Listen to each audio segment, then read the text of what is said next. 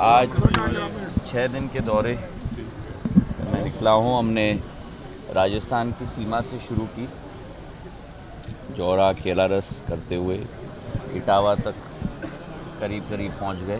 पूरे भिंड की दौरा की, ग्वालियर का दौरा रहा, गुना, अशोकनगर, शिवपुरी का दौरा रहा, भोपाल से दिल्ली प्रस्थान हुआ। कल कैबिनेट की बैठक सुबह थी और काउंसिल ऑफ मिनिस्टर्स की बैठक 4.5 घंटे शाम को चली और आज दोबारा ग्वालियर में मैं वापस आया हूँ। बहुत बड़ी क्षति देश में हुई है। एक ऐसे भारत के सपूत भारत माता ने खोया है, जिस सपूत ने अपने दृढ़ता के साथ, अपने संकल्प के साथ, अपनी क्षमता के साथ केवल टाटा समूह का नाम विश्व भर में अंकित नहीं किया, लेकिन भारत के तिरंगे को भी विश्व भर में अंकित किया। रतन टाटा जी वास्तविक तौर में एक टाइटन थे और बहुत कम लोगों में ये क्षमता होती है रिस्क लेने की और पूर्ण दृढ़ इच्छा शक्ति और संकल्प के साथ वो रिस्क लेने की। और शायद ये क्षमता उनको अपने खून और विरासत में मिली है, क्योंकि यही क्षमता सर जमशेदजी टाटा का था जब उन्होंने टाटा स्टील को स्थापित की। और उस समय में माधव महाराज के साथ उनका संबंध बना। जब टाटा स्टील के स्थापना में माधव महाराज ने भी अपना योगदान किया और यही क्षमता उनके पुत्र JRD टाटा जी में थी। जब आज़ादी के पहले उन्होंने 1942 में एयर इंडिया की शुरुआत की और मेरे आजोबा शिवाजीराव महाराज का संबंध उनके साथ रहा जब आज़ादी के पहले एयर इंडिया को ग्वालियर में भी लेके आए। और वही क्षमता उनके पुत्र रतन टाटा जी में था, जिन्होंने टेटली का एक्विजिशन किया इंग्लैंड में। टाटा टेटली कंपनी बनी। कोरस का एक्विजिशन किया इस्पात के क्षेत्र में टाटा स्टील के द्वारा। टाटा नैनो का प्रोजेक्ट, मतलब आम आदमी के लिए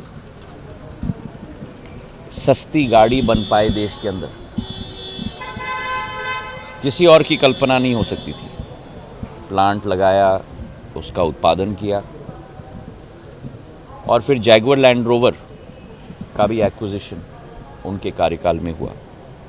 विश्व की सबसे बड़ी सॉफ्टवेयर की कंपनी TCS की स्थापना की और सबसे महत्वपूर्ण दूरदृष्टिकोण थी, इच्छा शक्ति थी, रिस्क लेने की क्षमता थी और सबसे महत्वपूर्ण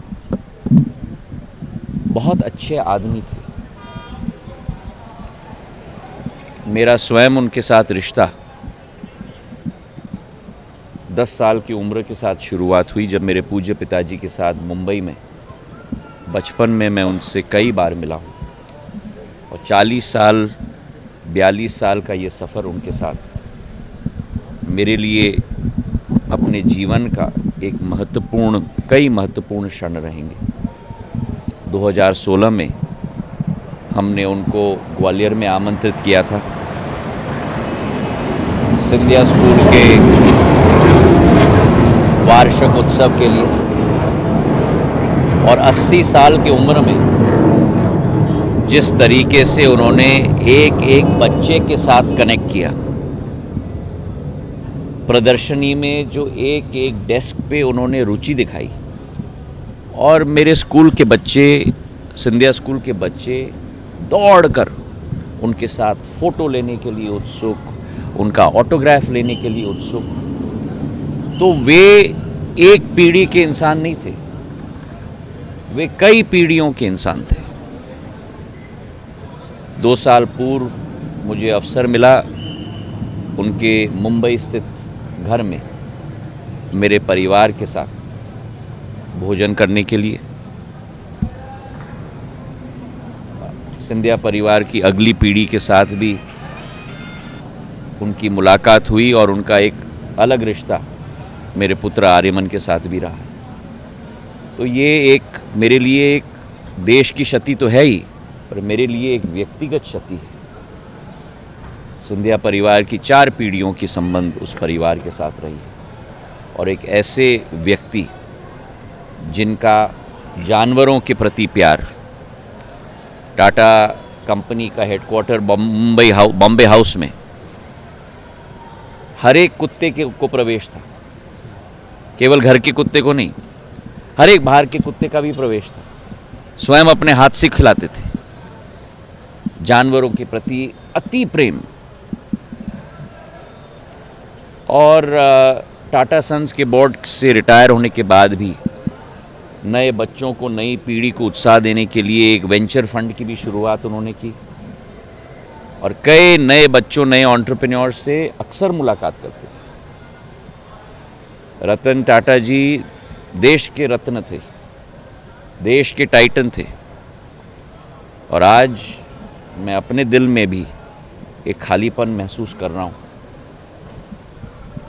मैं अभी प्लेन में देख रहा था मेरे फ़ोन पे उनका फ़ोन नंबर, और अब उनको दोबारा मैं कभी भी फ़ोन नहीं कर पाऊँगा।